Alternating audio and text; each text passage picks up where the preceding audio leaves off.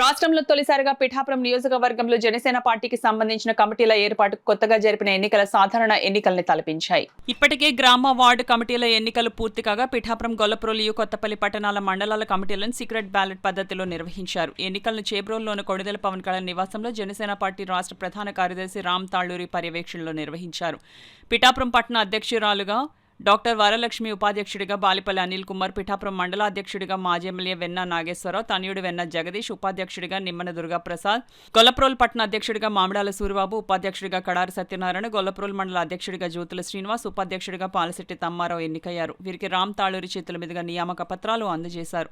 అయితే కొత్తపల్లి మండల ఎన్నికలకు సంబంధించి తీవ్ర ఉద్రిక్తత నెలకొంది. అధ్యక్షులుగా పోటీ చేస్తున్న రావ్ అక్షయ్, వేగిశెట్టి సూర్య, నిఖిల్ మధ్య తీవ్ర పోటీ ఏర్పడింది.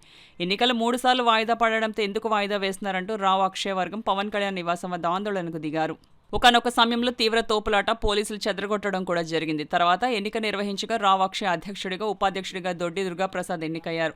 కాగా పార్టీ కమిటీల ఏర్పాటుకు పిఠాపురంలో జరిపిన ఎన్నికల విధానమే రాష్ట్రంలో మిగతా నియోజకవర్గాల్లో అమలు చేస్తామని ఆ పార్టీ ప్రధాన కార్యదర్శి రామ్ తాళ్లూరి ప్రకటించగా, ఈ విధానం గందరగోళంగానూ అయోమయంగానూ ఉందంటూ పిఠాపురం జన సైనికులే కొంతమంది పెదవి విరుస్తుండడం గమనార్హం.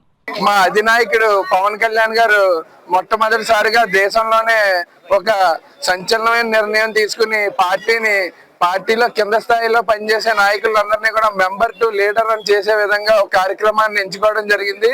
మరి ఇందులో భాగంగా పిఠాపురం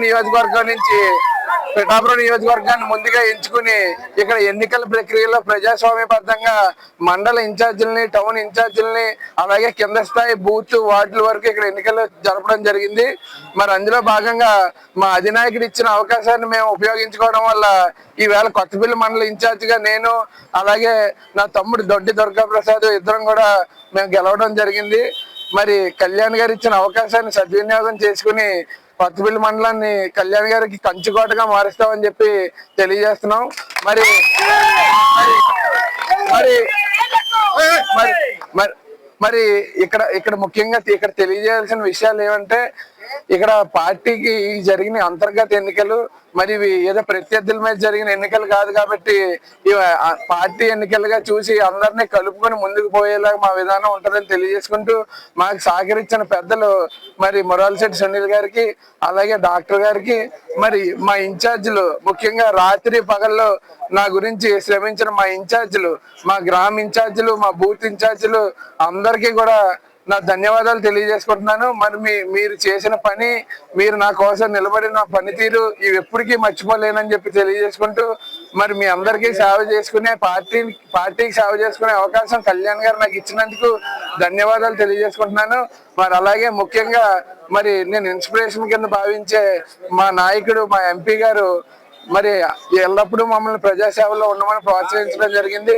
మరి ఇలా ఎంపీ గారు, కళ్యాణ్ గారు ఇలా అందరి ప్రోత్సాహంతో మేము ముందుకు నడిచి మరి జనసేనని ఇక్కడ కళ్యాణ్ గారిని శాశ్వత ఎమ్మెల్యేగా, పర్మనెంట్ ఎమ్మెల్యేగా ఇక్కడ ఉండేలాగా మేము పనిచేస్తామని చెప్పి తెలియజేసుకుంటున్నాం.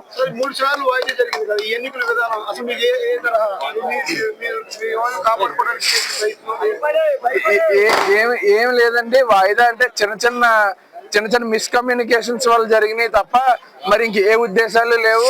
చాలా పారదర్శకంగా, చాలా నీట్ గా ఎన్నికలు జరిగినాయి, ప్రశాంతమైన వాతావరణంలో జరిగినాయి.